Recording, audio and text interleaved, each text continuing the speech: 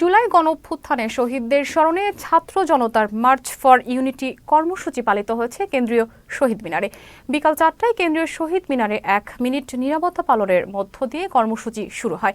এ সময় আন্দোলনে নিহত শাহরিয়ার হাসান আলভির বাবা মোহাম্মদ আবুল হাসান ছেলের স্মৃতিচারণ করেন।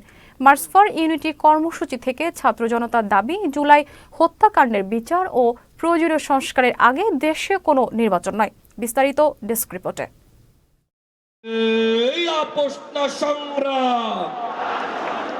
বৈষম্য বিরোধী ছাত্র আন্দোলনের ডাকা মার্চ ফর ইউনিটি কর্মসূচিতে ছাত্র জনতার ঢল নেমেছে কেন্দ্রীয় শহীদ মিনারে।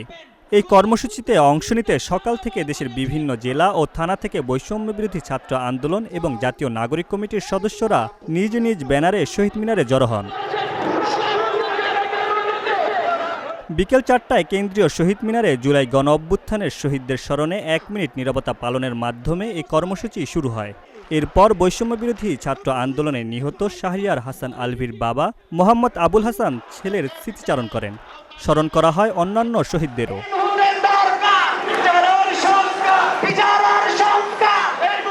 বক্তব্যে 15 জানুয়ারির মধ্যে জুলাই ঘোষণাপত্র প্রকাশের দাবি জানান জাতীয় নাগরিক কমিটির মুখপাত্র সামান্তা শারমিন।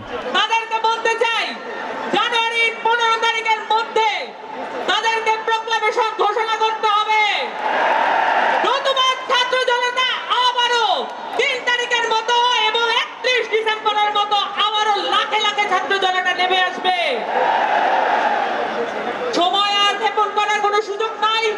আপনারা সকলে জানেন আমাদেরকে বিচার এবং সংস্কার আদায় করতে হবে।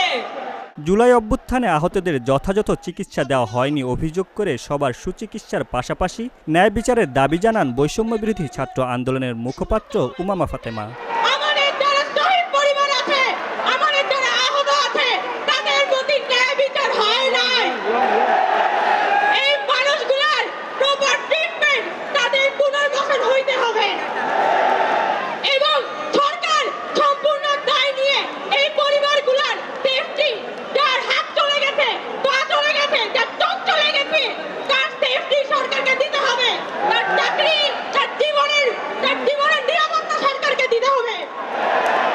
গণঅভ্যুত্থানের চেতনার সঙ্গে কেউ বেইমানি করলে তাকে সমূলে উৎপাটন করা হবে বলে হুঁশিয়ারি দেন জুলাই শহীদ স্মৃতি ফাউন্ডেশনের সাধারণ সম্পাদক সার্জিস আলম।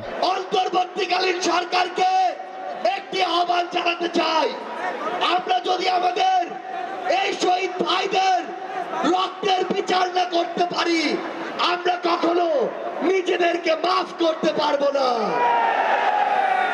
আমরা স্পষ্ট করে একটি কথা বলতে চাই, অন্তর্বর্তীকালীন সরকার এখনো যেই জায়গায় আটকে আছে, আমাদের সিন্ডিকেটগুলো ভাঙতে হবে।